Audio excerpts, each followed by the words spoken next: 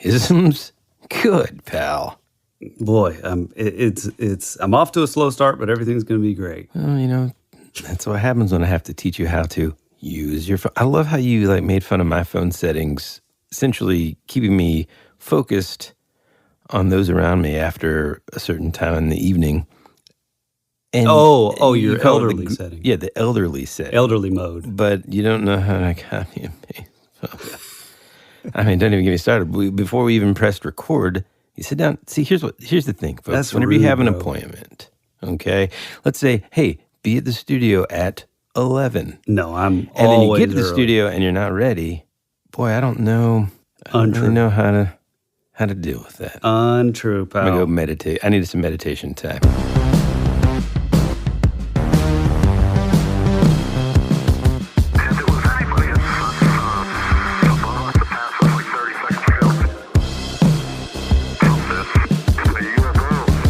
Hey, gang, welcome back to your favorite podcast, That Would Be Rad, a podcast that majors in 80s and 90s nostalgia, comic culture, all things paranormal, and minors in retro video games, tabletop RPGs, pre-internet mysteries, and raising our kids to be half as cool as we were back in the 80s. I'm your host, Tyler Bentz, and this is your other host, Woody Brown. Hey, Big Cat, how we doing? Hey, man. Doing well. Mm-hmm. I know you're super excited to talk about, you've been a little cryptic with me in terms of what today's podcast is going to be about, and I'm excited about that, but I got to knock out a couple things just off the top here. A little house cleaning?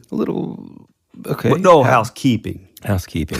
Now, you've been hanging out with me too long, man. You're messing up the phrasing of things, which I'm relatively becoming more famous for. But anyhow, okay, a couple things. I think a couple episodes ago when we were talking about the mole man from Hackney and the fairy shoe, I was kind of trying to think Ring of Beara, I think I've been there. I was wrong. We actually went to the Ring of Kerry, which is about an hour and 15 minutes away, depending on who's driving, from the Ring of Beara. So similar, I've seen some comparisons online. Apparently the Ring of Beara is a little bit more secluded. Interesting. And it's shorter. So it's, a lot of folks will say, go to that one as well or first because it's a shorter drive and equally as beautiful. So just a little kind of correction there. Also, I think I called it the Beara Peninsula, which is the better name. It's not often that we get a chance to kind of fact check ourselves. That's true. Every now and then you got to do it. And I wrote that down to kind of bring up today. Well, real quick, let me say something. So this podcast, I don't know if you folks know this, because a lot of podcasts aren't done this way, but if you're a new listener or maybe you missed an episode where we got into this, every single thing that we do with the podcast, whether it's the merch, whether it's graphic design, whether it's the sound design in the episodes, whether it's the music, whether it's the mixing, the editing, all that kind of stuff. Every bit of it is done by either Woody or Tyler. That's it. And so it is funny that you're talking about, being able to fact check yourself because every single week, well, not every single week. Just about every week. Almost every week, yeah. When it comes to the after Woody's done his editing and he passes on to me to do the mixing, every single time I'll go through the episode and I'll be like, God, I made a mistake there. And it's so tempting just to hop on that mic and re-record yourself, but I never do. Yeah, so, hey, look, we're all human. We make mistakes. And, well, if you're here, that means that you're open-minded enough to practice a little forgiveness and some grace. I also wanted to just kind of say, when things like this happen, I just get super excited. Two things. One, we had someone reach out on the Instagram, a guy named Dean, and he ended up commenting on one of our photos. I think it was the episode with the photo of let's see. Oh, it was the Loab episode. And so he commented on the Instagram post and said, hey, this was my introductory episode, super rad, Cool. And I just wanted to say, we don't really get a chance to sort of shout out the listeners individually and stuff, but this was just a perfect example of like, he could have just liked some of the photos and just been sort of in the ether. But by sort of saying, hey guys, this was my first episode, super rad, all that, then it really kind of brings our attention to it. And so anyways, welcome, Dean. Thanks for being a listener. And also, for all those folks that have done that, I mean, the cutoff is now, if you're hearing this, but every person that has done that, we have actually sent out $100 bill to each one of those people. Right. So maybe in the future, you'll go the extra mile. Yeah, maybe so. No, it just means the world to us, because like we say every single week, like just making that world just even smaller and those connections a little bit more meaningful between us all is really cool. Mm-hmm. And then kind of related to that, I got a quick question for you. And this is going to kind of like, I think this is where the line is drawn between like someone who either has family that's from Texas, grew up there a little bit, or someone that absolutely isn't. Now, there's some exceptions to this rule, but let me ask you this. Have you ever had a buttered tortilla? Like what do you mean just... Yep, that tells me enough. So basically, and I thought in a way, I kind of figured that this was because we didn't spend a whole lot of my childhood actually in Texas, although that's where my parents are from.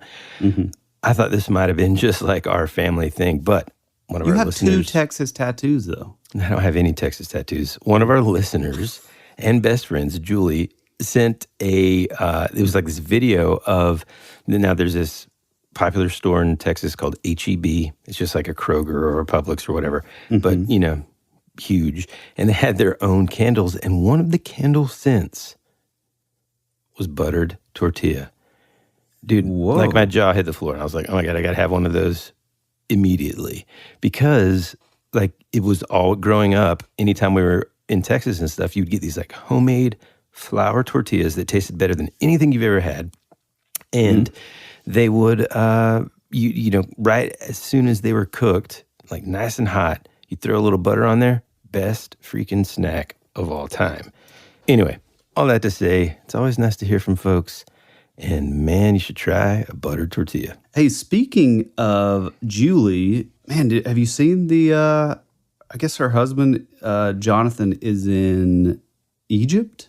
Something, man. Yeah, I saw that. That's amazing, man. Yeah. We got to reach out and figure that out. Yeah, that's bucket list, big time.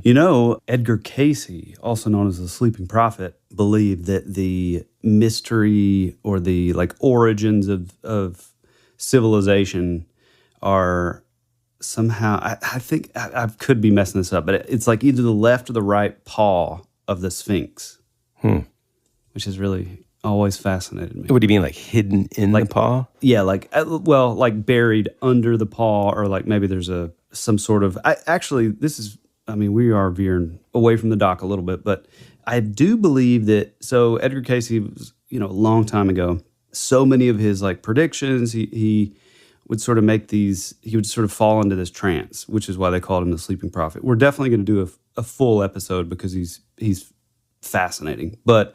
His thing was like he always had to have somebody sort of recording. Well, yeah, recording every single one of his. I don't know what would you call that? Like his like trance sort of state. Oh, okay. Yeah, okay. And so people would like ask him questions when he was like sort of in this trance, and he would answer. The interesting thing is like this dude, was trying to. I think he was trying to sort of disprove him. He was like a journalist, I think. And again, we're going to do a full episode, but yeah. Now give me the time period. Like, what are we talking here? Like 1940s, 1920s, 1800s, 1700s. What are we? So he died I'm looking now. He died at age 67 in 1945. Okay. So yeah. 30s, 20s, 30s. Okay. But there was a guy that was trying to disprove him. Again, all my details are a little murky at best, but he was trying to prove that it was all sort of a hoax, that these like, fugue states or trances that he would go into were just total BS. And so while he was there, or while he was in a trance, and the thing was like, I don't know, I can't remember if he would just sort of voluntarily like start saying things, like giving predictions or whatever.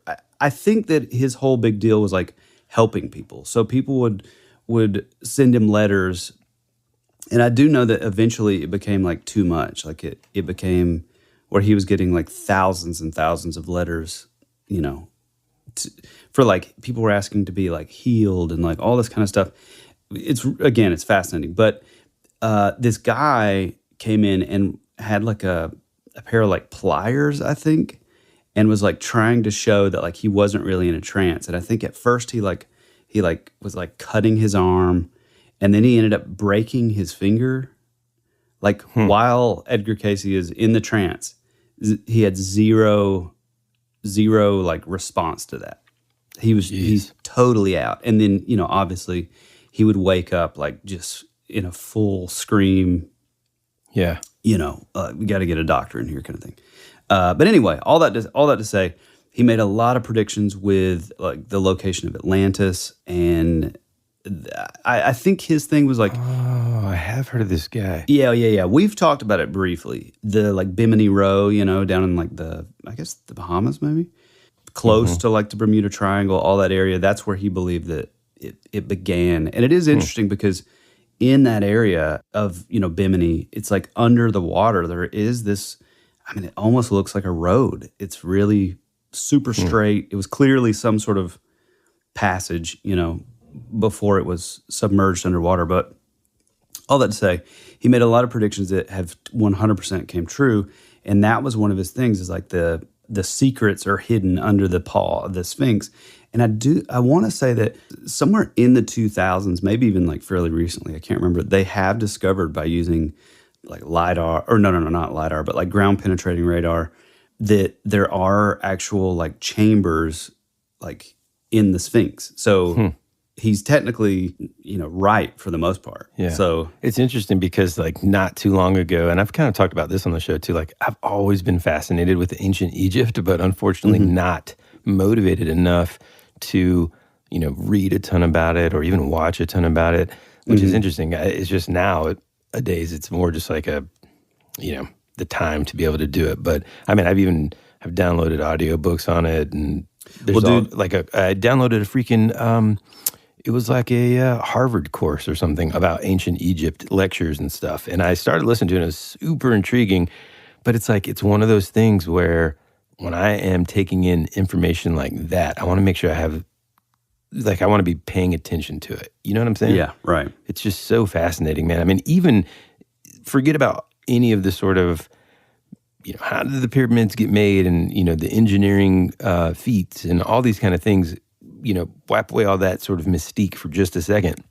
And just even the things about like, I mean, just their art and stuff, man. And like the ability to mold and sculpture things so well. And it's just, I don't know, it's fascinating, man.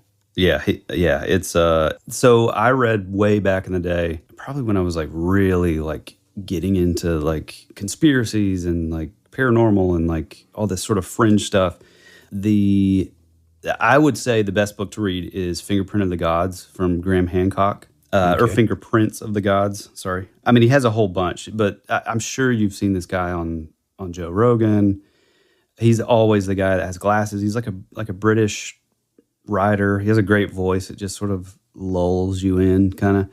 He's really cool because he never comes out and quite like says like, oh, I believe it's this, and this. But he's like us in the sense that he's like, well, I think the most important thing is the fact that like we can't explain it, but there is something to it. You know what I mean? It's not like, because that is the one thing with like the Egyptology field, is because of like the government over there, and because of there's such a like closed fist on all of that, you know. It's like your like point of entry is almost impossible now, you know.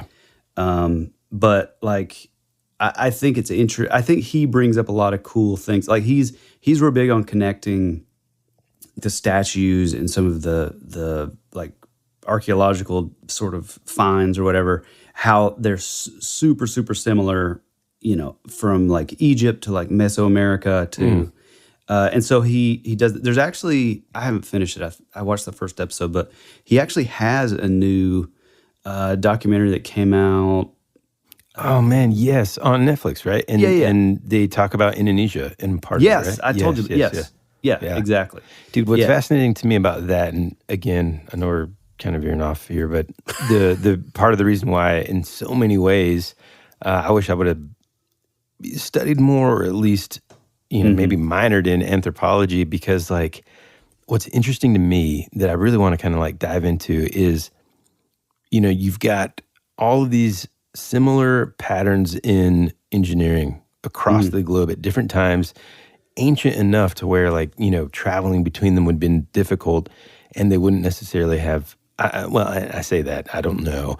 It would have been harder, I'll say, for them to share those, designs with one another, Is this, it's, when you look at things like society and how different communities evolve over time and stuff, like, it's hard for me to sort of draw the line between just like, oh, it's the natural progression of things for them to all of a sudden be pyramid in shape and, Right. That kind of stuff.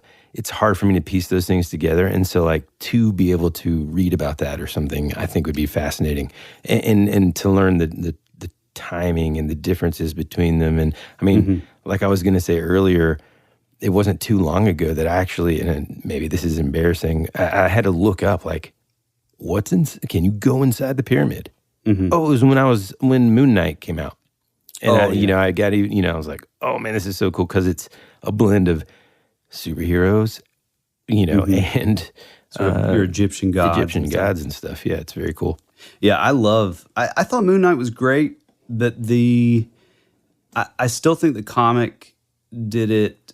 There's just so much more, man. Yeah. It really, to me, it plays more on like just sort of the weirdness of like the Egyptian gods, and like them sort of, being able to be like inhabited by those gods is, I don't know, it's pretty fascinating. Yeah. But yeah, if you guys are interested in like Egyptology and some of the more, I don't want to say metaphysical or even like esoteric, but like even the more maybe sort of fringy aspects of it, I think Graham Hancock is definitely the guy to begin.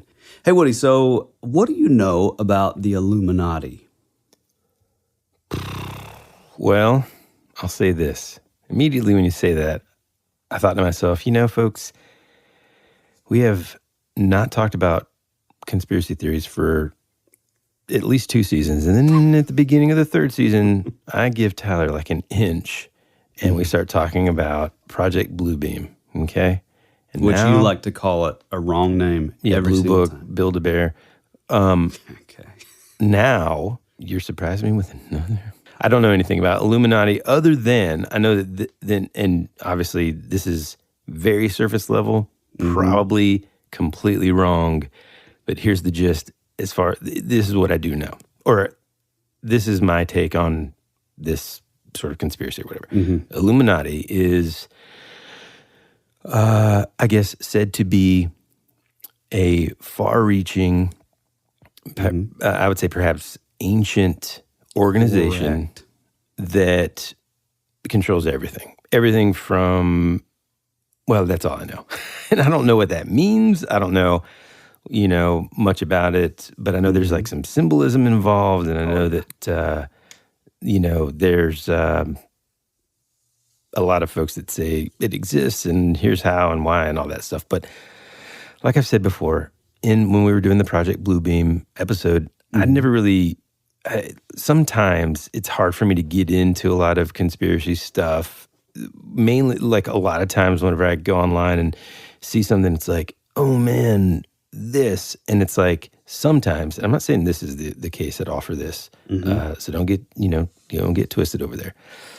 I'm just saying that sometimes so many of getting twisted. So many of the things that people consider conspiracies and stuff oftentimes can be related to just like almost a zero base level understanding of X, Y, and Z. You know what I'm saying? And so because of that, and because of how quickly things can just like, spread across the internet, I just kind of get exhausted by it all. And I just don't really, have a extreme interest in it.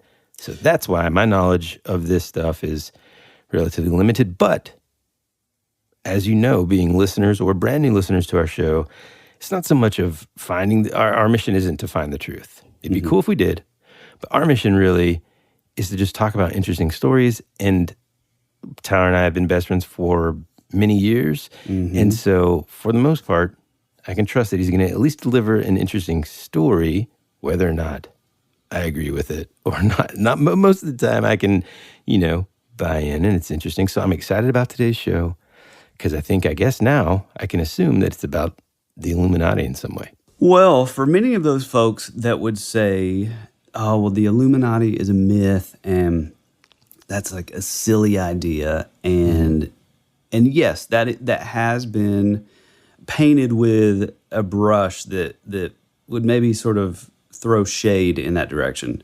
But in actuality, there is a thing called the Illuminati. It's actually called the Bavarian Illuminati, which was founded by a guy named Adam Weishaupt on May 1st, May Day Mystery, 1776. And like all of these other secret societies, the whole point was to, quote unquote, spread enlightenment, which is always so vague. And it's like everybody from Aleister Crowley to like all of these groups, like even down to like Skull and Bones, they talk about like, we're just here to spread enlightenment. It's like, what does that exactly mean? But well, you have to chop off your arm and then burn it in a fire, eat it, and then you can find out. You have to steal Geronimo's skull. But anyway, basically at the time, this Adam Weishaupt guy, he was a professor, and his ideas weren't really accepted from or by the Freemasons. Okay. And so he kind of went on to start his own thing, the Bavarian Illuminati. Now, is this guy he's an American? No. Okay. He's in Bavaria. He's in I guess Austria. Yeah. Okay. So what we know about, I believe that like the actual sort of term Illuminati, I'm not sure if it's an actual. What I'm saying is I'm not actually sure if it's based. It has legitimate ties all the way back to 1776 and the Bavarian Illuminati. But I do believe that there is a type of, some sort of like hidden hand. This sort of elite class. A lot of people call them like the predator class, which sounds pretty intense. So what we know is it is tied in with this concept of like, your secret societies, which even that term is oftentimes sort of looked at with like, oh, you're just like making things up. But it's like these are literal things. So you have the Bavarian Illuminati, you have the Priory of Sion, you have the Hermetic Order of the Golden Dawn, which would later go on to become Aleister Crowley's very own group called the OTO, which means the Ordo Templi Orientis. You have Skull and Bones over at Yale. You have the Independent Order of the Odd Fellows, the Rosicrucians, the Knights Templar, which kind of gets into like the Freemasons and all that stuff. You and all have like fraternal organizations that kind of branched off all those as well. Yes, but the interesting thing is a lot of these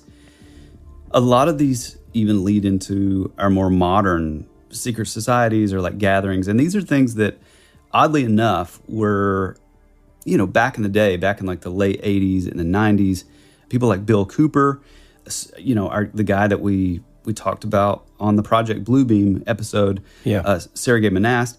These are the things that these guys were talking about way back then, and they were just called like, oh, they're just crazy, conspiracy theories or whatever. But now we have these things which are just totally out in the public. One called the Bilderberg Group, the Trilateral Commission, the World Economic Forum, and even, which is one of my favorites, like the Bohemian Grove or the Bohemian Club.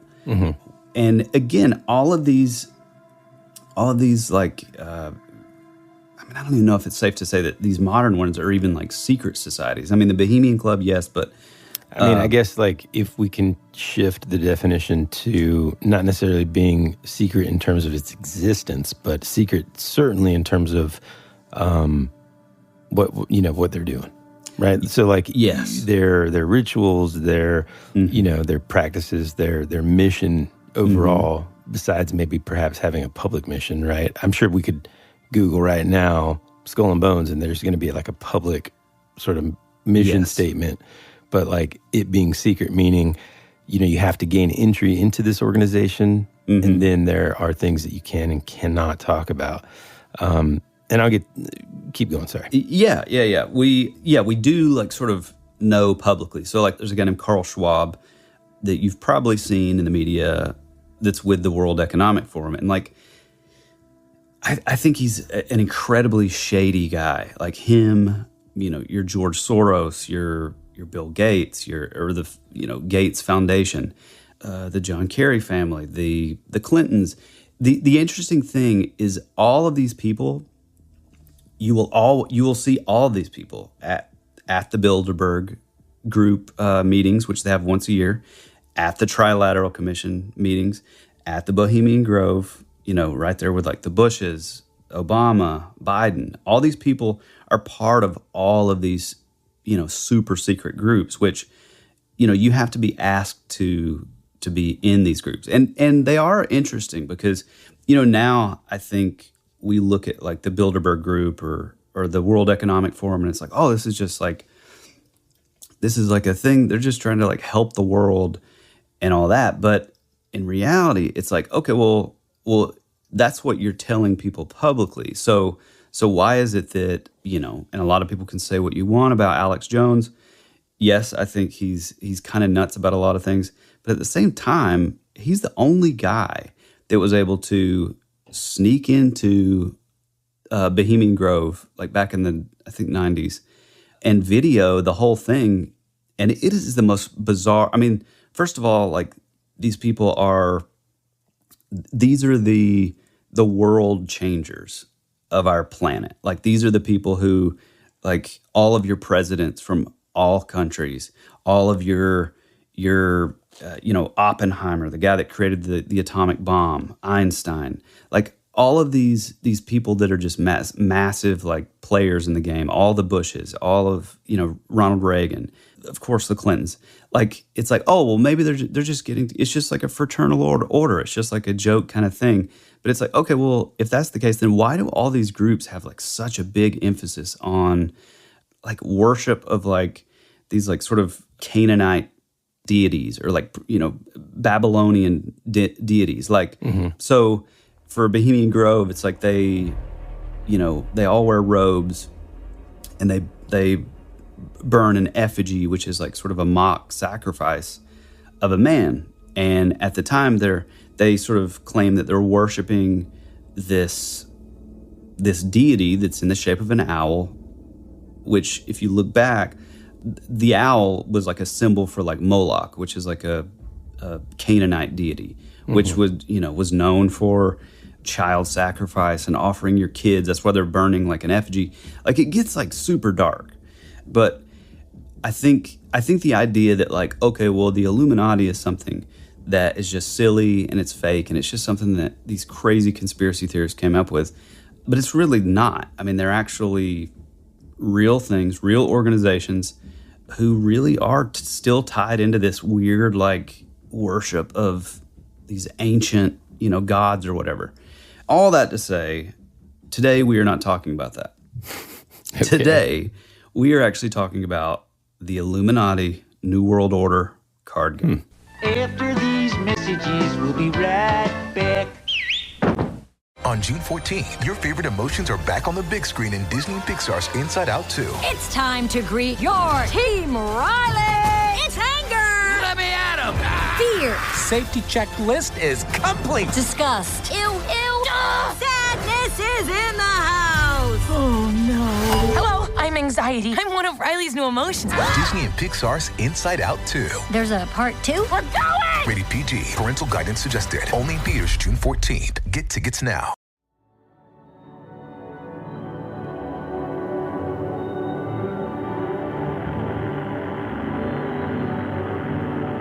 There's something out there waiting for us. And it ain't no dead.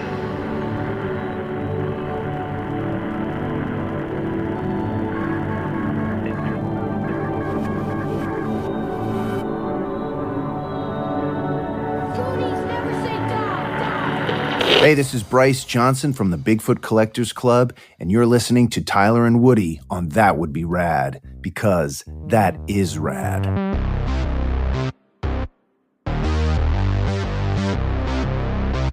Today we're looking into a game that was created by this guy named Steve Jackson. Steve Jackson was a 1974 graduate of Rice University. He went to Baker College and then went on to Sid Richardson College, attended the UT Law School, but left to pursue a career in game design. You know, this is back in the 70s. This is like 4 or 5 years after the birth of Dungeons and Dragons. Mm-hmm. You know, you would see Steve Jackson, and I think he actually, don't quote me on this, but I have found, maybe rub shoulders with. Well, I have found several accounts where he actually worked for TSR, like in the early days.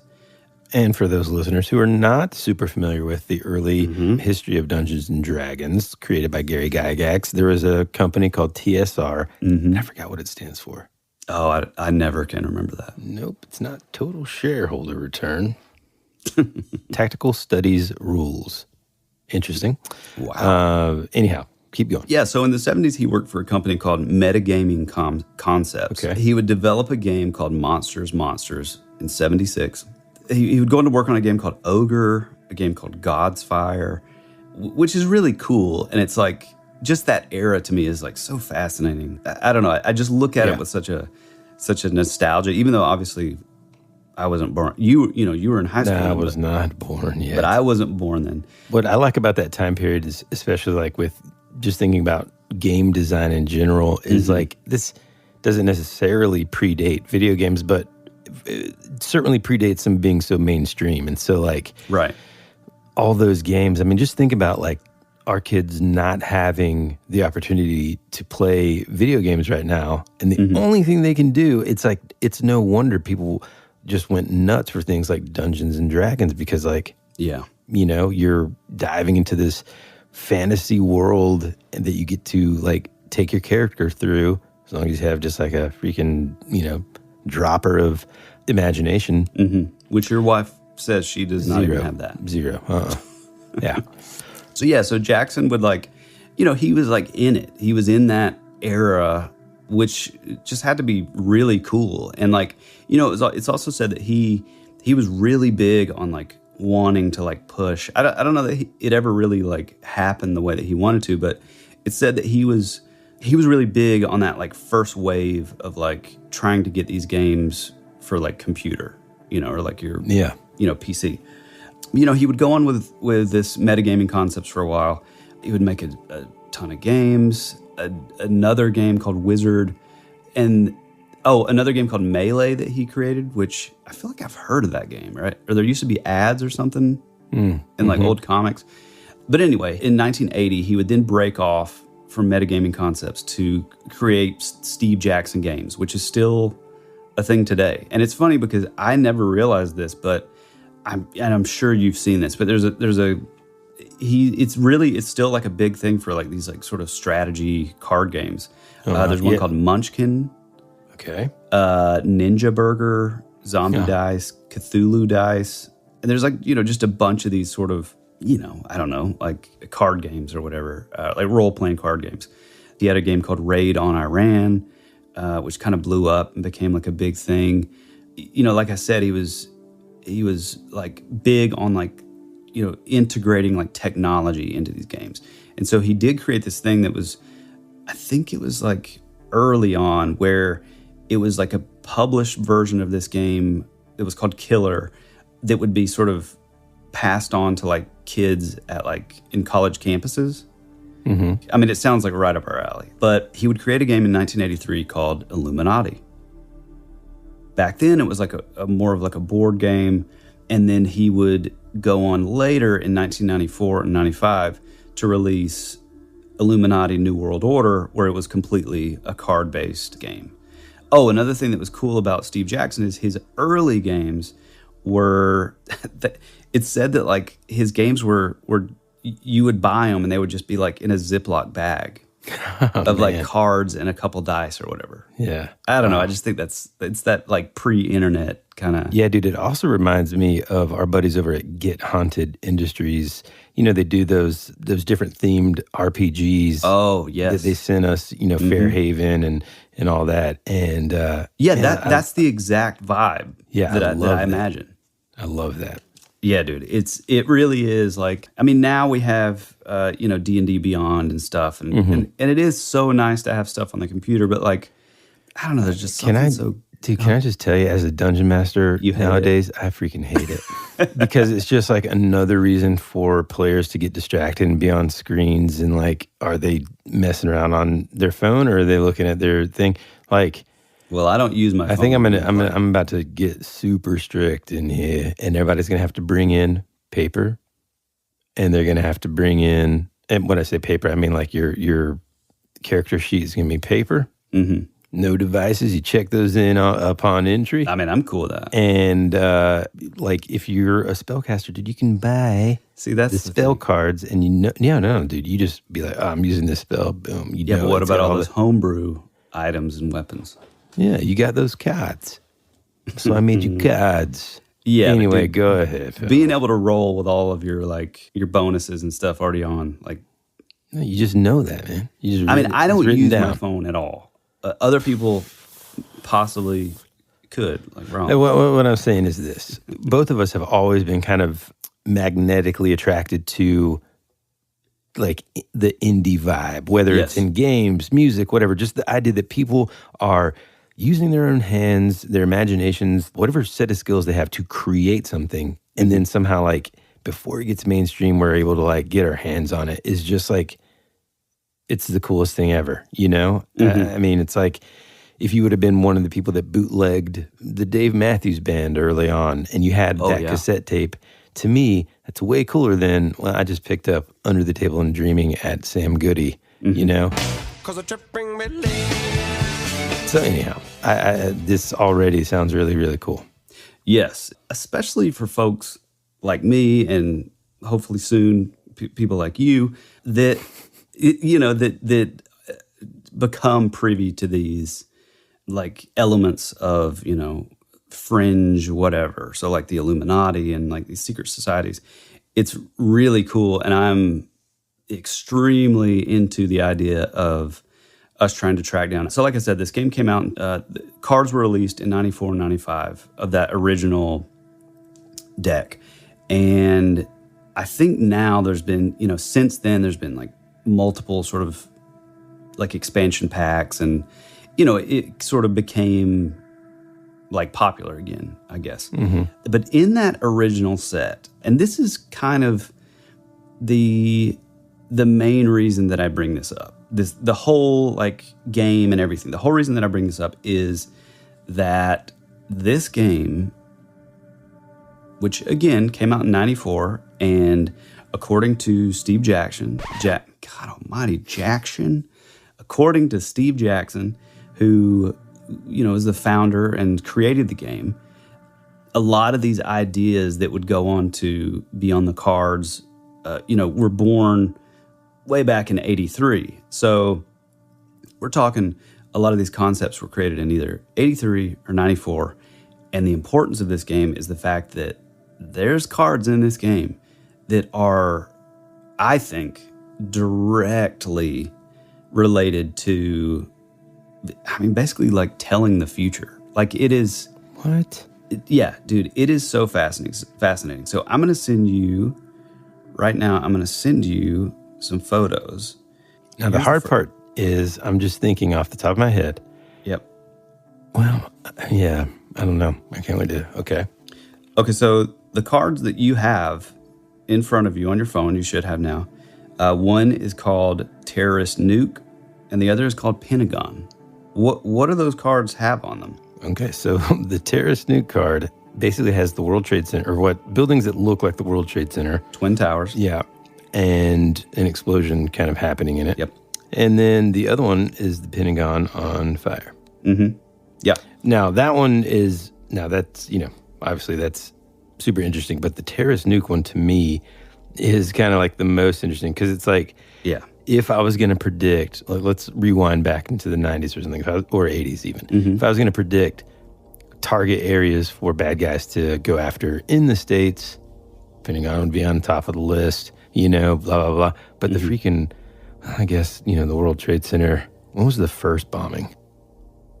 What do you mean? Like before September 11th, you know? I don't think there well, there was the Black Tom incident, which not a lot of people No, hold on. know about. That's actually a Mandela effect. So the first World Trade Center bombing was in 93. Wait, what? What do you mean bombing? I mean bombing, dude.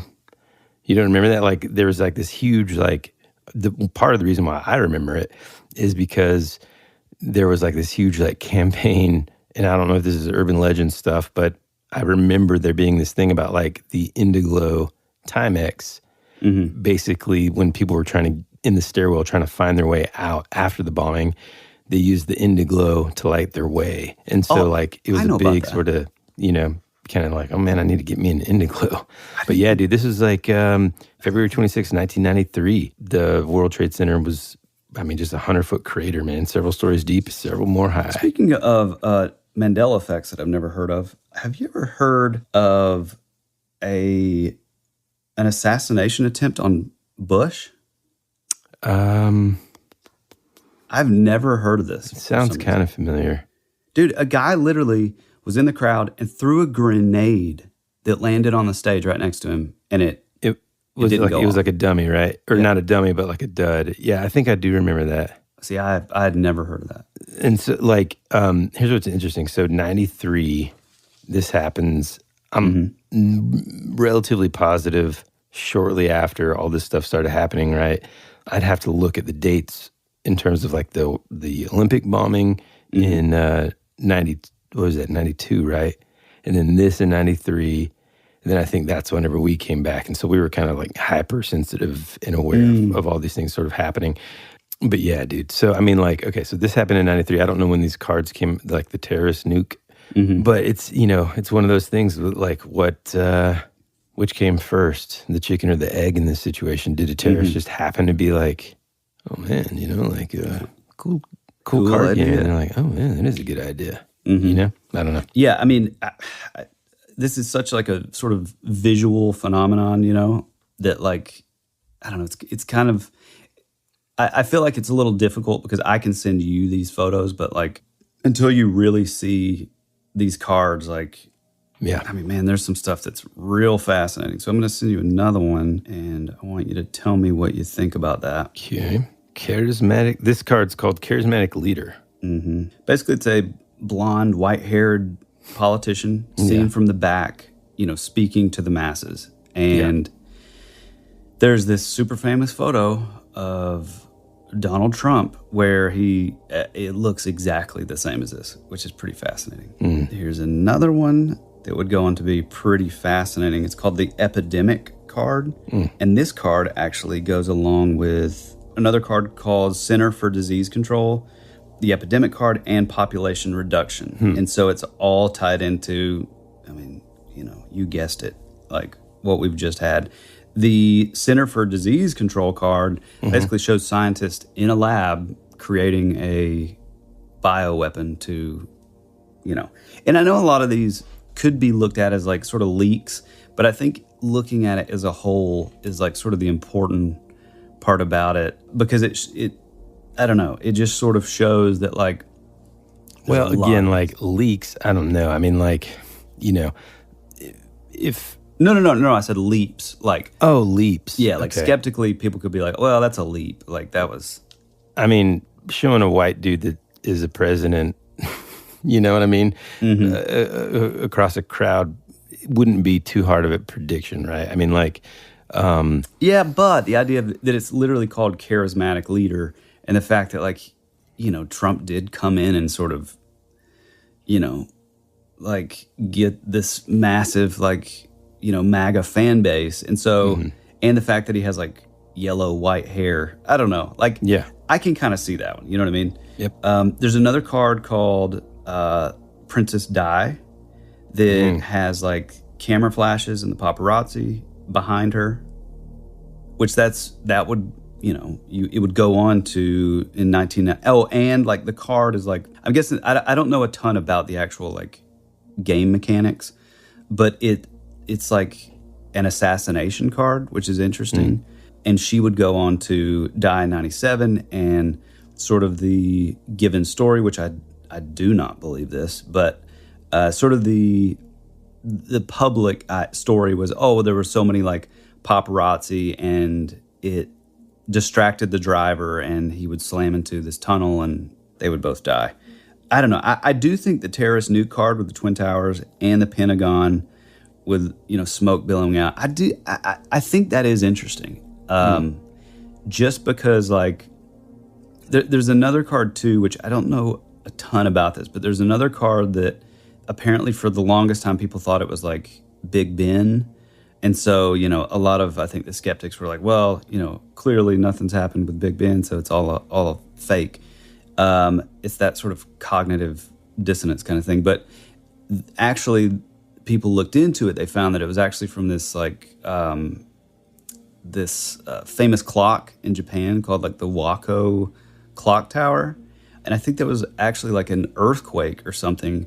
And it shows this clock like collapsing and being like this huge catastrophe. In the same card, you see a lady with a can with coins, and it just says, "Save the clock tower." From Back to the Future. Back to the Future, yeah. Okay.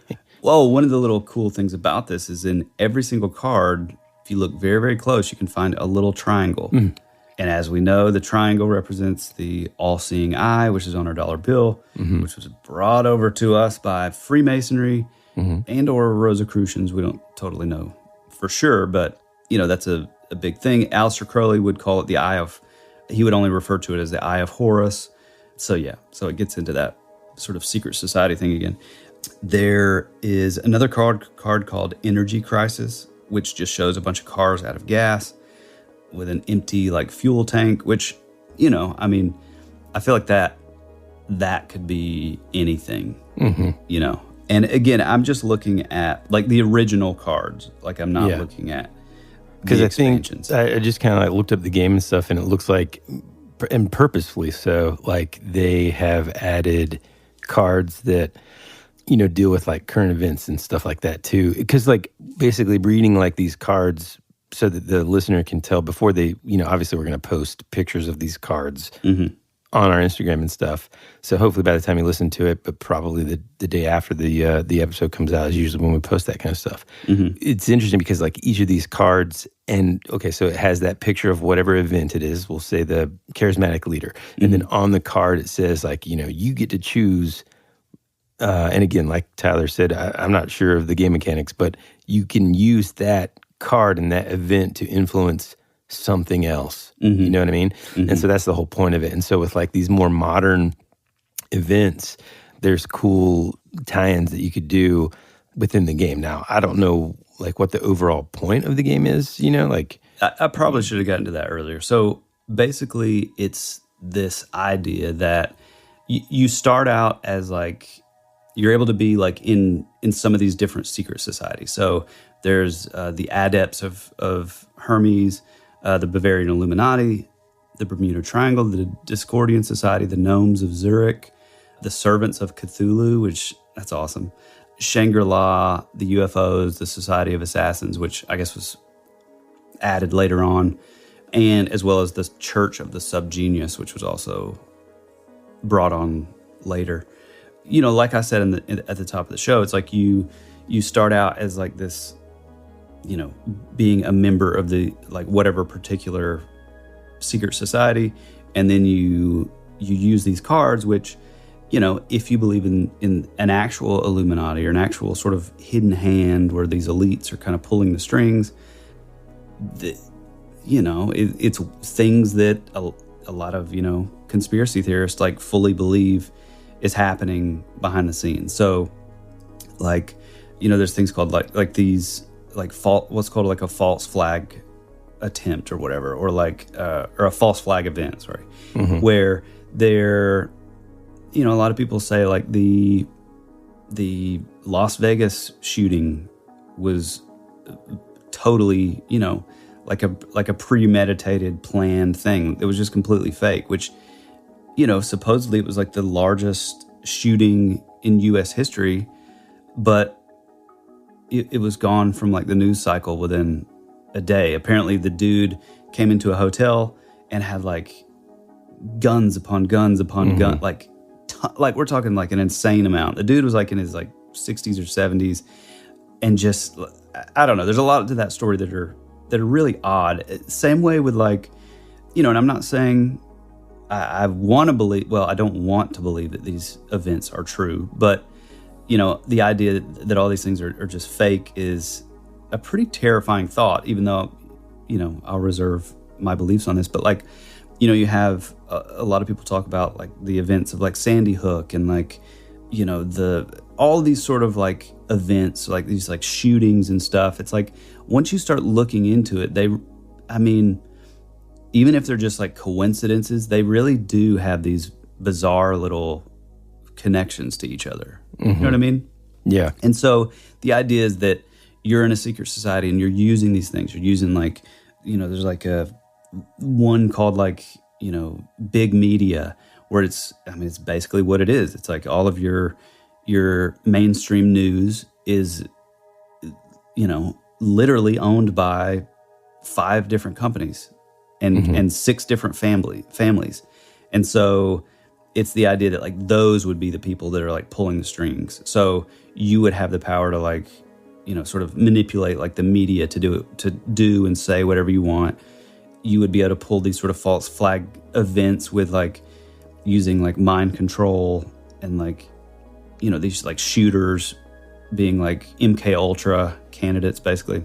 And so that's kind of the idea of the game, which again, it sounds really super fun to play because it, you're always kind of looking at that as like those are like the bad guys. That's like your shadow government, your sort of whatever. And so I kind of do like the idea that you're kind of the bad guy, sort of doing all this stuff, Yeah. There's a card called All Stay Dead, which a lot of people say is literally Julian Assange. It's a dude with white hair, down like chin length. There's a card called Censorship, which, later Alex Jones would come out with a photo of like the exact same thing. It's like, their mouth's covered with tape and it says censorship on it. There's a card called Joggers that's like an assassination card. It's like, is that like the Boston bombing thing? This one is really interesting, and this is for the folks out there that are like a little deeper along sort of the path as far as like all this stuff goes.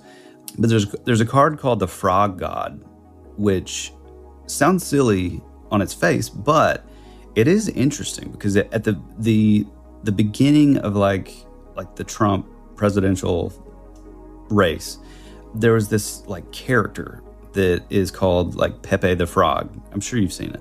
You know what I'm talking about? And eventually it would become, totally associated with Donald Trump and, like the QAnon movement. And like that was sort of like its symbol. It wasn't created for that. But the interesting thing is like there's this whole thing called like meme magic. And again, this gets a little into the weeds, a little deep, but it's this idea that like people are actually like using like, I think of like Grant Morrison or Alan Moore, like the like chaos magic. And the idea is like that these people were like creating these memes to like sort of like conjure things into like existence. And like part of that was like Pepe the Frog. And, with that, you kind of get into, it kind of comes back around to, I think we brought this topic up almost on every episode, but it gets into the topic of like tulpas. And on like a tulpa on like a mass scale is typically called like an egregore. And so it's like, people believed that they were kind of using like a chaos magic to sort of sway certain things, to like sway like political elections and sway the minds of people so that they would vote a certain way or whatever. I don't know. I think it's interesting that it literally has like the Frog God, because that was one of the things that you would see this like character, doing it. It's like just this silly frog like head, and people would put it on like all kinds of different things, and he would have these weird sayings and stuff. But he, kind of became like this representation of like a trickster god or like a trickster archetype kind of thing. And I don't know. I think because I've kind of gotten into some of this stuff, like to me that's like, it's, I don't know. I feel like there's something that could be there on that, Yeah. There's a card called currency speculation, which people believe is like a reference to like Bitcoin or like digital currency. There's a card called Las Vegas, which is another assassination card, which, like I said before, a lot of people believe is for like the Las Vegas shooting, which again was the deadliest shooting in U.S. history. There's a card called Teflon coating. This is an interesting one that shows a politician on the stage, and there's like food up on his podium and against the tomato on the back wall. It's basically the idea that like a politician is like is totally just unharmed, like no matter what they throw at him. And the interesting thing is when Trump first took office, his nickname was Teflon Don. Because, the thing is like, oh, well, they would come up with this. They would say, oh, well, here's this Russian thing. And like, it was like nothing could harm him in the eyes of his supporters or whatever. There's one called Big Media, like I said before, basically that all mainstream media is controlled, the fake news kind of thing, which, I mean, I think is pretty accurate. There's one called Political Correctness, which I sent to you, which is pretty interesting. Especially the fact that it is like an old card from the 90s. It's two white men being, I always say hung, but it isn't like hanged the correct word. I always feel like that is wrong. It sounds wrong. Yeah. But it's two men like hanged, and they both have like signs strapped to the front of them. One says, I ate flesh of dead animals. And then the other one, which to me, this one is wild to be from 94, it says, I used insensitive pronouns. Which, I mean, that's a fairly new thing. Yeah. There's a card called Supreme Court Nomination, which on the card, it talks about being able to, it gives you the effect of being able to destroy any personality. You think of like the Kavanaugh case. There's a card called March on Washington, which, I would think of like the January 6th riots. Again, some of these, you could, it's like that hindsight is 2020 kind of thing. But Yeah. But it is interesting that, like, I don't know, a lot of the artwork involved is seemingly predictive, right? Yeah, right, yeah. I have like a couple more that I do want to bring up. There is one called 1,000 Points of Light, where it has like a quote on it that says, we'll have to put something in the water. And it shows like a shady politician shaking hands with this, like, it looks like a construction worker or like a blue collar guy. They're like shaking hands. And the dude has white hair, which is, the guy who, I can't remember if it was like the mayor or what, but like the Flint, Michigan thing where like the water was ruined and the guy looked a lot like the dude on the card, which was interesting. There's one called Deprogrammers, which shows like either like two men in black, which that's another card, which is pretty cool. And I'm not like, there's so many like cool things about this game that I'm just bringing up the ones that I feel like just seem like there could be some, because that's like the myth around it is like there's all these things that it's just such a prophetic kind of game, Yeah. But it's called the Deprogrammers, and I mean it literally looks like a Britney Spears or a Lady Gaga who has like these two guys to each side of her, and it's I mean, if you get into the whole Free Britney thing, and like a lot of people think that it's like an MK Ultra type mind control, and that's why she sort of went nuts, and that sort of goes into like the idea of like deprogramming. There's one called Up Against the Wall, which shows a giant, I mean basically like our border wall. Like I said before, the Center for Disease Control, Epidemic, Population Reduction clearly is like a possible COVID, and I mean it says quarantine on it. There's a Bill Clinton one and a Hillary Clinton one, and the interesting thing is there's on the Bill Clinton one, he has like a leash connected to him that kind of goes out of frame, and then this is interesting because a lot of people say that, like, you know, he was just sort of the puppet, and it actually was Hillary kind of the whole time, running sort of the show. kind of running the show. And on her card, she's holding a leash, and then the leash goes out of frame, which is pretty cool. And then the last one, you know, this can get a little controversial, but if you've looked into any of the Pizzagate stuff, and I mean, boy, there's a lot of stuff there, whether you believe it, whether you don't, but there's a card called Pizza for the Secret Meeting, which is odd that it's just so random. I don't know. To me, that one is like, I don't know, pretty odd choice. You know what I mean? Yeah. I mean, do you want to hear my generalized thoughts on it? I'd say first, we'll return after these messages.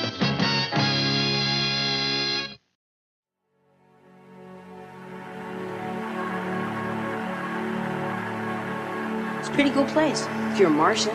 Or a vampire. You think you really know what's happening around here, don't you? We're fighters for truth, justice, and the American way. hey, this is Woody. And this is Tyler. And you're listening to That Would Be Rad. And now, back to our show.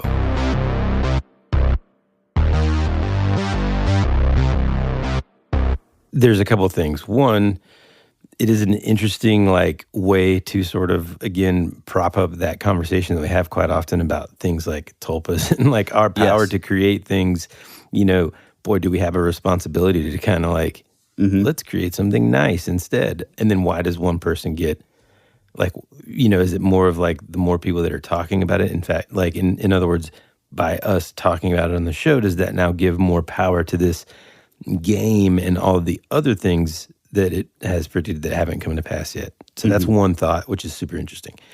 Another thought I have is just it kind of, let's just say for now, just so that we're all on the same page here, for now, let's just take the majestic sort of prediction power away from it for a second. It kind of tells you, almost in a equally scary way, that these tropes are so predictive on their own that, boy, if we're going to course correct as a society, we got a lot of work to do, because if somebody from the 90s can essentially almost map out crazy things that we can just whether founded or we can draw some connections to, it's dude, that's also scary. Yeah. You know, I mean, just real quick, because a couple things. One, again, I think, yes, it is a wild, weird thing that it would have been pizza for the secret meeting. But if it would have been something well, yeah, I mean, that's what people eat, you know? And that's what you think of when you think of delivery. Yeah, and it's just hey, how can we feed a large group of people quickly and relatively on the cheap pizza? You know, the next would be, I don't know, whenever I have all my nieces and nephews over here, and there's a ton of them, we just get hot dogs and stuff, So that's another thing. If it would have been something more unique, like a... I think the title going with it is weird, pizza for the secret meeting. It's that's a little weird. I'll agree. There's some but it could be a tie-ins. But to me too, not just a leap. It's just there's so many of these things that have existed for so long, and if you are just a sprinkle of dorky like myself, and you don't mind reading a nonfiction book, there's a book that I read my freshman year at college called The Hot Zone. And no, it's not about strip clubs in Atlanta or whatever. The Hot Zone is a book by Richard Preston. It was written, I think early 90s.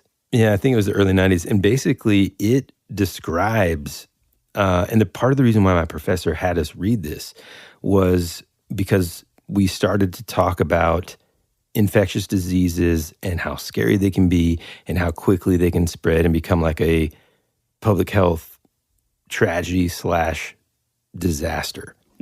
And in this specific book, it talks about one of the first known outbreaks of Ebola in Sudan in 1976, and kind of follows the outbreak and the basically the scary part of how quickly, if I remember correctly, like one person from this outbreak, before they were able to contain it, gets on a plane. Guess where they land, pal? Where? Atlanta. Yeah. And then they had to, reverse trace all the infection. Anyway, so much of the, I guess, procedural stuff in terms of pandemics and viruses and stuff. It's like uncanny. Dude, it's insane and scary. Yeah. But I think, like, this isn't just something new. So it is easy for us to kind of draw, like, more recent conclusions. I'll give you another example. Not pandemic related and not really necessarily with these cards, but I read something not too long ago, and it was about this Nazi rally that happened at freaking Madison Square Garden. I saw that too. Like, yeah. Although, I wondered though if it was just like AI art. Oh, what, the rally?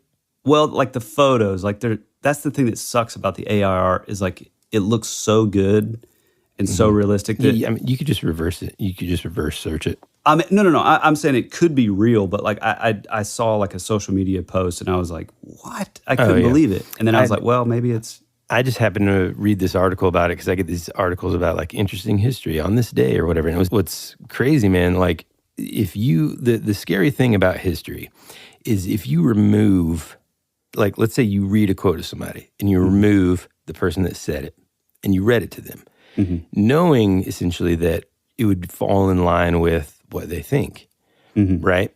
Yep. And then you'd be like, okay, well, and can you guess who that was? Oh, well, that was Abraham Lincoln, or maybe that was like, boop, Adolf Hitler, or boop, some other like Stalin, terrible person.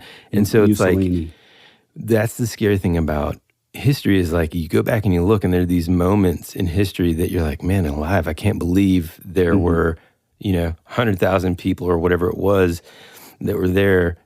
And it's all boys, like sort of on the shoulders of, this. Anyway, I don't want to get too far into that, but here's my other point on, I guess, conspiracies in general. Also, another fascinating reason why I think being more learned in anthropology and even this just is like a house the study, of learned doctors. The learned doctors, the study of human psychology and how we kind of can easily be manipulated, but also, in other words, like, because I know a lot of skeptics would hear this episode and think, well, like, good Lord, these guys are, yeah. And by the way, whenever you please don't lump me in there with Tyler. But so when you say these guys are crazy about conspiracy, just Tyler is crazy about conspiracies. Woody's just listening as a friend. I'm just kidding. But hold on. So what I was going to say is, you can like take all like forget about MK Ultra for a second. Let's take that out of there. Let's just say for a second that there aren't sleep deprivation things that have happened to people in documented history. Let's take away the fact that let's just pretend that there aren't people that were experimented on with like LSD and all these other things. Let's take that out of there. Experiment. Yeah, all kinds of stuff that is Montauk, documented. Let's just pretend like that didn't exist. Well, okay, still human nature, and part of the reason why we can say this factually really is because over time, man, human psychology is easy to tap into and manipulate in every single way that you can think of. We can even just boil it down to, let's just talk about business. Let's talk about marketing. There's reasons why the last few things that you see at the register are sitting there is because over time, they've collected data on top of data on top of data that says, these impulse items have a greater likelihood of being purchased right before they leave. Oh, that's why the freaking G.I. Joes used to be right there, man. Yeah, right. And I'd be like, please, Archie comics, like all that stuff was right there. Yeah. And so like as humans, it's really not like that difficult for politicians, forget about secret societies, for just like influential groups of any kind. Even if it's just like, I don't know, let's just say a lobbying group of Uno cards or whatever it is, okay? Let's just pretend for a second, I'm just using one that's not a political hot button. let's just pretend for a second that Uno wants to be in every household and they've got a ton of money and they lobby their politicians. You know, there's a lot of influence that those people that we have in these positions have and can have on us. Next thing you know, it's all over the news that Uno increases your intelligence for blah, blah, blah. And so like that marketing campaign, it's all money. It's like the new food pyramid. Well, new food pyramid. You want to know what else? Did you know, and I didn't know this, do you know how the top candidates from each party get that position? What do you mean? Okay, so you know how like besides like what's it called? The primary election, right? Like public elections. Yeah. Part of the way that those candidates get into those spots to be seated in like a spot on a debate or more ad time and like all this stuff. Mm-hmm. It's all that green dollar, son. Oh yeah, dude. It's like private interest groups, lobbying. Yeah. Like it's all super shady. Mm-hmm. I always say this too, and I don't know that because we refrain from getting political on the show for multiple reasons. Mm-hmm. But what's interesting is most of the time when we say anything on the show, it's universal, right? And so it's not just one group or the other. Like we can say, interestingly enough, that like I think that if, for example, lobbying was illegal, okay, if that was illegal, I wonder how many of the hardcore proponents of any legislation would still be hardcore proponents of it if they weren't making some money from it. You know what I'm saying? Well, I mean, like I said with like the food pyramid, it's like, okay, so we have a company called the FDA, the Food and Drug Administration. They're the ones who come out publicly and say, this is where we're at. This is the testing that's been done. They just released the new food pyramid, and it literally says on there that a regular organic chicken egg is less healthy than Lucky Charms cereal. Come on, man. My chickens. I'm telling you, you dude. should see the yolks of my chicken's eggs. I know that. I'm telling you, you're telling me that the private interest group or Post or Kellogg's, they're not paying off the FDA to say that? No. If we're talking about conspiracies that are fun to look into, I want you to look into, listener and Tyler, look into, and I think this was in the 80s, there's a reason why everyone thinks that MSG is terrible for you. Oh, I've read that. This. I have, yeah. Look into that. It's hilarious. Same with, now I don't know if this is true or not, but I think I saw something about high fructose corn syrup. At the end of the day, sugar's bad for you. Yeah, but there was like it was almost like a campaign against the corn industry. Well, you know, so it's like all these things, man, are tied together. And at the end of the day, you know, this is part, again, man, it's super interesting to talk about the fact that like, whether or not this guy predicted the future or even created it, or perhaps we're in a simulation. I forgot to left that part out. Yes. No matter what, it's intriguing. And, you know, for, what's this guy's name? Steve Jackson? Steve Jackson. For Steve Jackson, like Jackson 5. Sorry, man. I'm watching a lot of Bloodsport lately. For guys like Steve Jackson, the good news is, I mean, there's going to be, because of the similarities, sounds like what you're saying is there's like this renewed interest in this. And so like there's this, I mean, for me anyway, it's like I would want to go get the original set. Yeah, me and too. Just thumb through them. Yeah. You know? Well, the interesting thing, and I'm glad you brought all that up, you know, the idea that like, well, was he predicting the future? Was he creating the future? You know, I spoke briefly earlier about like the meme magic and like the chaos magic. Well, one really interesting thing about Steve Jackson is he is a proud follower of a thing called Discordianism. Have you ever heard of this? Sounds familiar, but I couldn't tell you what it is. Well, so it was created in 1963. It's like this sort of religion, philosophy kind of thing where, you know, and it involves like the worship of, or centered around this character called Eris, which is also known as Discordia, I guess Greek mythology, who is the goddess of strife and discord. Discordianism uses archetypes or ideals associated with her. It was the holy book, you know, quote unquote, was written in 1963 called the Principia Discordia. It was written by a guy named Greg Hill, who also went by the name Malaclips the Younger. which is awesome, and Carrie Wendell Thornley, who went by Omar Khayyam Ravenhurst. I mean, it sounds awesome. Awesome, but also like instantly nerd. Yeah, right. Well, and it plays perfectly into Steve Jackson because, like I said, he went on to create Steve Jackson games, and it kind of blew up with like Munchkin and those card games that would come later. But the only book that he printed out of the game company was the Principia Discordia.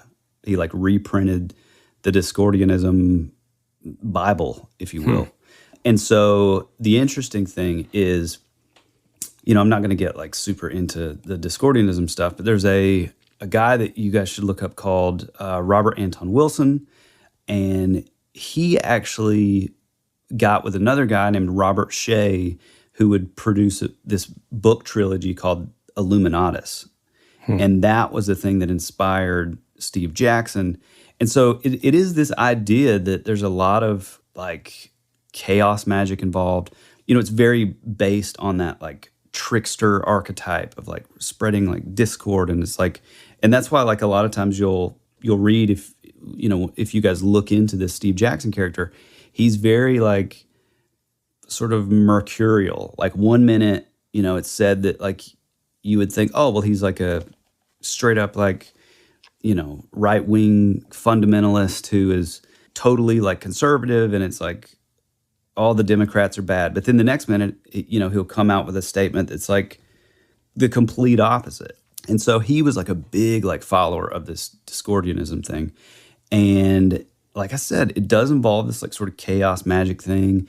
And I don't know, I think there is something interesting in the idea that like, like the egregore or the tulpa, it's that idea that like, was Steve, like you said, was Steve Jackson sort of informing the future of these events that would take place because of that? It's like, I mean, it gets a little heady in a way, but it's an interesting concept though, Yeah, for sure. I mean, one last thing that I was going to say about, and it's more of just like I wonder if kind of situation here. And it's like, I wonder if, because there are things, and then I'll give a personal example in just a second, but I wonder if there are things like secret societies, for example, or, and even, no, not that they exist, but I wonder if because they exist or let's just say any organization that has any sort of secret, right? Whether that is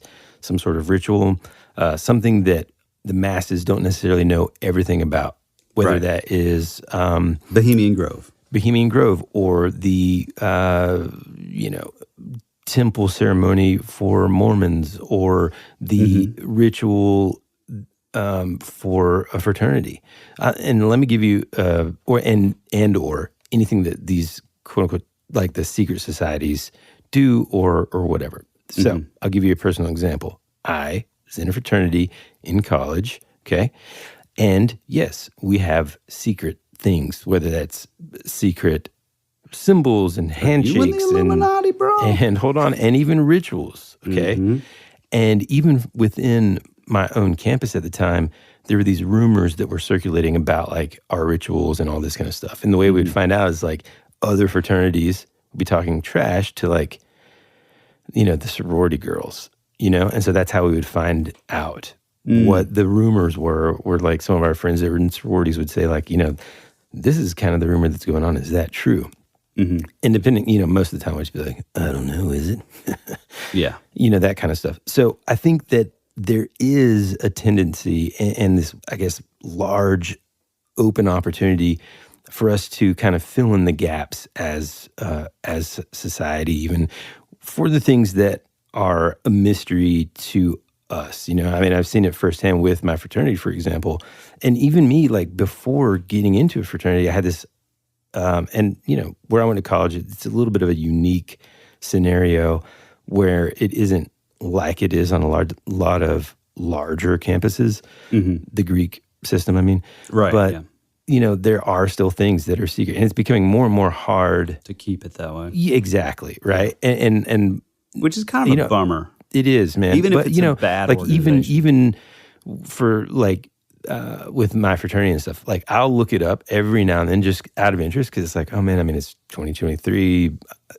Certainly there's got to be somebody that's like posted something somewhere, on some forum. And you'll go to it and it seems real. And then it's like, not it. This isn't the secret stuff. They think it is, man, and they're like, I found their ritual manual, and then I'll show like a picture that looks like, oh man, that really does look like the thing, and then they like go on and it's like, and this is what happens, and so it's like the same kind of thing exists for like other things. So my point is, when there is secret stuff that we don't understand, it's easy to kind of fill in the blanks, and I don't know. I mean, look, man. I will tell you this. We didn't have any ceremonies dedicated to any sort of pagan gods. In fact, like all the imagery Except and symbolism and within my fraternity was all Christian, actually. So all that to say, because we don't know, you're gives saying that opportunity to... Because we don't know exactly what's going on. Like all we can do... It's easy to sort of build up this... Yeah, this, all we like, can do is guess. And then I'll tell you, man, from the out, like, let's just say, for example, that someone had a hidden camera at some of the events or something that my fraternity does in and around sort of like our initiation week for pledges and stuff. Dude, people would be like, there would be like Bohemian Grove style, probably like, oh my God, like there's, this and that. And it's like, no, dude. So from the outsider perspective of not knowing, it wouldn't be that level. But from the outsider perspective, not knowing what's going on and what these things that have a meaning are, it can be weird. I mean, dude, when I told my parents like that I was going to be joining a fraternity, they're like, what? Because all they thought about was alcohol poisoning and also like weird rituals and stuff, Well, I will say this. I have done a good bit of research like into like Freemasonry, right? And I think there is this may sound crazy to some people, but I do think there's a clear connection to a lot of the weird like symbolism in pop culture and media and all that with like a lot of the symbolism that is in the early sort of writings for like Freemasonry. However, I also know that like my grandpa was a Mason, my uncle was a Mason. They were both deacons at a church. They're two of the best men that I've ever known in my entire life. Right. And do I think that they were like doing a lot of the stuff that I... Like, let's put it this way. If they were a part of an organization that was any kind of questionable in terms of like a moral standing, both those dudes, man, would just be like, peace out, I'm gone. Yes, exactly. But because I know them personally, so I see what you're saying, but I also do think that there's different like levels of this too. I think, I think like for the Masons, for example, it's like you have your Masons who are all across the U.S., it's international, but like in the U.S., every single small town is going to have a Masonic temple. It's super shady. I mean, not shady. It's super like secretive is what I mean. I didn't mean to say shady. I remember as a kid, long before the internet, I would ask a bunch of questions and they were like, we can't tell you. We can't tell you what's going on. I remember as a kid, I was with my uncle and he had to drop something off like at the lodge or whatever. And I went in and it was super weird. It was super like it was like my young mind couldn't wrap my head around like what? Like this looks like a church. Like this isn't like a religious thing, is it? And they would say, no, it's not a Christian thing. And it's like, you're a deacon at the church. Like, like what is happening? And there's an element of that still exists with me, like that I can't quite pinpoint like what it's about or whatever. But I do think that like in the upper levels, there still could be connections with, your Bavarian Illuminati, your Rosicrucians, because there is a lot of like sort of graying of the lines or blurring of the lines when it comes to like your high. It's why people like Walt Disney are made like immediately made 33rd degree master mason. You know, it's a lot of those sort of, I don't know. It's like your people that are way up in like pop culture. You know, once you start looking, it's like, oh, that's weird. They were a Mason too. Oh, that's weird. They were a 33rd degree, you know, Freemason, which supposedly is supposed to take years and years, but I don't know. There's a lot to it. Yeah. And that's a whole other episode. Another thing, back to sort of human nature and just sort of speaking in generalities, which I'm not a huge fan of generalities, but I'll say that, like, I don't think it matters what the organization is.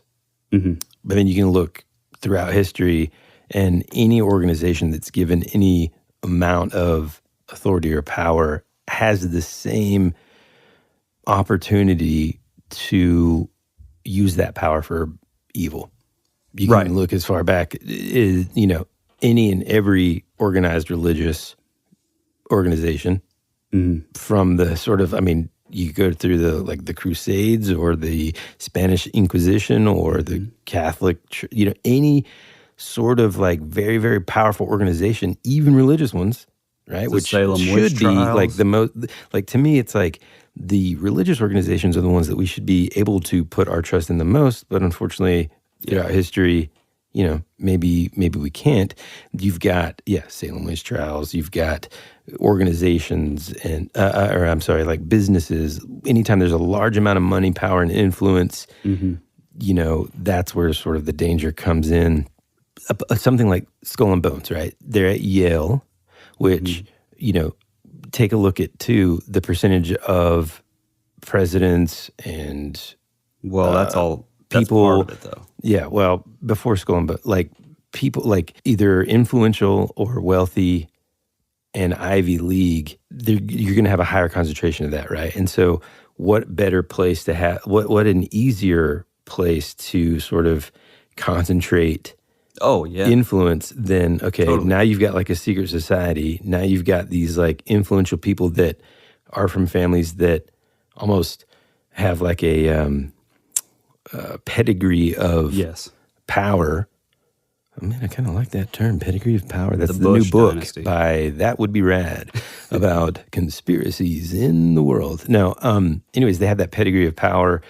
And again, even just looking at it in terms of chance, which we've kind of already talked about, that like I understand the appeal of these things, but equally I can understand that, look, if there's any organization that has any kind of secrets, people are going to wonder always, you know? Yeah, I think that it's easy to put like, sort of like think the worst about, you know, things, especially when these groups, it's like, oh, well, why can't I be privy to this knowledge? Why is it only this like elite group of, you know, of men that are able to like, you know, have this stuff? But I think it's sort of, these secret societies began like, I think that was part of the inception. Like I said at the very beginning, it's like all these secret societies, they always claim like, you always hear the like term enlightenment. You always hear the term like, especially with like Aleister Crowley and like the OTO. He would talk about like the idea of like bringing like a new age or the age of Horus, and you know you get into Jack Parsons and L. Ron Hubbard, and they were doing all these like rituals and stuff. But it's this idea of like bringing in this new age, this new thing of enlightenment, this new awakening. And like they would talk about the apocalypse and they're like, oh, no, it's not a bad thing. It's, you know, and if you look at the Greek meaning of the word apocalypse, it is lifting the lid off something to reveal something hidden. And so it is a little bit weird, but I don't know. I especially if I'm thinking of like Aleister Crowley, I just think it's like these, like, you have a bunch of like rich dudes who come from like a massive amount of money, who have a whole lot of time on their hand, and you know they're just. It's like, I mean, I laugh a little bit because literally it was like the same argument from like friends that weren't getting into fraternities and stuff. Whenever I was in college, it's the same thing. It's like, no, dude, I mean, you just like paying for friends, and it's like I understand the perspective. Well, no, but I'm saying like these are these are the people that would go on to become like aristocrats and like never really had to work a job. And I'm talking like way back. I'm not really talking about the modern era, but like, you know, like Helena Blavatsky and like the Order of the Golden Dawn. It's like a lot of these people would come like from money, and you know, it's why a lot of like the early philosophers also were, or I guess not early philosophers, but like they had the time to like sit around and just, you know, ponder like, well, if I am, then am I? Like it's that sort of existential kind of thing. Whereas like your blue collar guys, like, man, I don't have time for that. Yeah, that's what I will say about the Freemasons. I don't think there's a lot of them that never had a job. Right. Well, You know? I do think that your upper levels, I do think that's a different story. Yeah, As weird as, and as much as I don't like to believe that because of the association with like my uncle and my grandpa. yeah, man. Yeah, but I do think there's some weird stuff like once you get way up there. Like it gets into like Baphomet and like there's just a lot of weird stuff. Anyway, I brought up that topic today because He just had to inch in just one more conspiracy. See, well, no, on its face, yes. this is the wedge holding the door open. Was the first episode. Yeah, Now it was that Project thing Blue is just like, well, let me just crack it open a little bit. You know those like old school like rubber door wedges that we used to have in school. Oh yeah, that's what's happened, folks. That thing's wide open now. Yeah. Oh boy, it is wide open, but I don't think that it was controversial because it was a game that was invented in that awesome pre-internet era. So that's cool for a pop culture sort of reference there. And then it has been known for like a long time of having this weird like sort of like predictive, like, you know, whether you're looking at it as like a type of like predictive programming, and we talked about that on the Project Bluebeam a little bit, or if it's like actually had a hand in actually like sort of maybe ushering some of these events into existence. I don't know. To me, that's like the interesting part of the game, you know. Well, and like I said, like really to me, it matters less on whether or not this guy's able to predict it or if he's writing it, or although that is interesting. The interesting thing to me is just like it's that potentially like the things that he created were things that like, man, even back in the 90s could have been a possibility, you know? Now, I will say one thing. If it is creating, you know, this is a time period back in the 90s where there is a lot of cool card games. There was Magic the Gathering. Oh, yeah. There was a cool Star Wars card game that was much like Magic the Gathering. And then there was Rage. And then there was Vampire the Masquerade. Yep, there was that. And so if any of those things start happening, well, then we'll know. So if you'd like to find us out in the social media sphere, we are typically over on Instagram. Feel free, drop on by to share a comment, or if you want to tell us something cool about a mystery or a conspiracy, or you know, your own like cryptid account or UFO abduction, shoot us a DM, or if it's more long form, shoot it over to thatwouldberadpod@gmail.com. We have a fairly new Patreon called The Rabbit Trail. So if you're just not getting enough of this free feed of your That Would Be Rad fix, you can hop on over there. There's multiple tiers to help suit your financial situation. We'd love to have you. It really means a lot to us. It's a huge way of, you know, sort of physically supporting just two guys with families and full-time jobs that are able to also do this, you know. So we thank you so much for the folks that are on the Rabbit Trail Patreon, and we would appreciate it if you would think about joining. Also, get out there and give us a 5-star review. Take a second. Go tell a single friend about the show that you think would be into sort of the weirder stuff or pop culture, 80s, 90s, whatever. Anything else, Woody? I can't think of anything. Man, I think that's about it. Did we do it? I mean, we did it. Okay, we did it. Well, we love you. We appreciate you. And as always, be rad. That's the way it goes.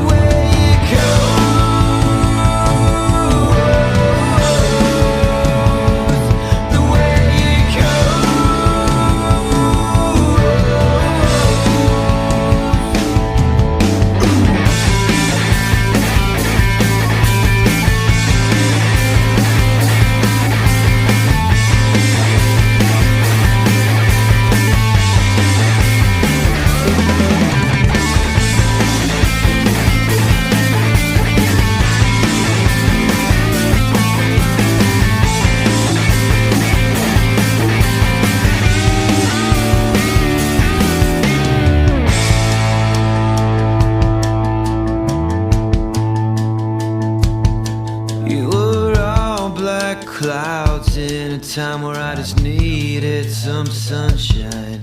You were already dead before you became a ghost. You always said our future would be a parade of flowers, but now all that's left is a single rose. That's the way it goes.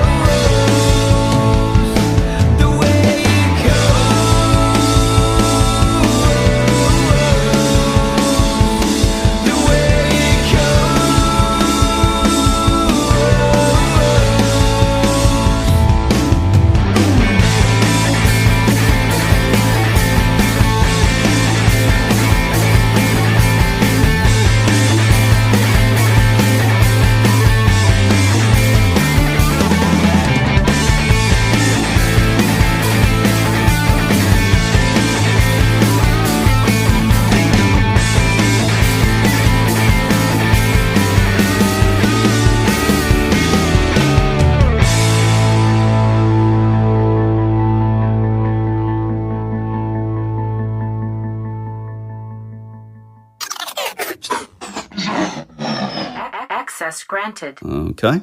All right. It may take some editing. Mm-hmm. One quick thing about the tortillas. Anyway, I messaged Julie back and I said, man, I thought it was essentially just my brother and I, but every time my brother and I get together, not every time, but most of the time we talk about how like we will put just about anything in a tortilla and it's instantly better. I agree. I definitely agree with that. Hot dog. Remember those that we used to do on tour, the peanut butter and honey? Oh, yeah, baby. You know, tortillas. So it is kind of surprising. I'm sure I showed you the hot butter tortilla, although like, you know, where we're going to put the butter, so maybe not. Anyway, I'm just going to turn this off, and then I got to start it over. Hey, tell that story about your son. I think I already have, but basically when he got this new smartwatch, we'll call it, because we're not sponsored by anyone.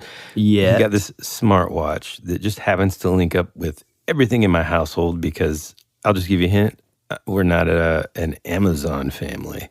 It rhymes with Snapple. Yeah, exactly. Okay. Got him a new watch for his birthday so that we could communicate with him, and ultimately he can kind of start communication with his friends and even a girlfriend. But anyhow, one day I'm just like walking through the house and I see him and he's just like, I mean, extreme focus is coming out of this kid. And he's just like looking down at his watch and I'm like, oh man, did he get like a breakup text? You know, all these different ideas are kind of running through my head. And I'm just like, you know, concerned. And so I'm like, hey son, what's up? You all right? And he just like holds a finger up like, hold on, Dad. And he just doesn't say anything and is looking down at his watch. Then like maybe 5 to 10 seconds later, he's like, okay. He's like, sorry, Dad, I was practicing my mindfulness. And I'm like, man, you're 10, right? I mean, it's just strange. It's very... that really is amazing, man. It is kind of cool, too, because he and his friends kind of compete with like, okay, who can close their rings today on the fitness app or whatever. Oh, yeah. So it's pretty cool. That is pretty cool.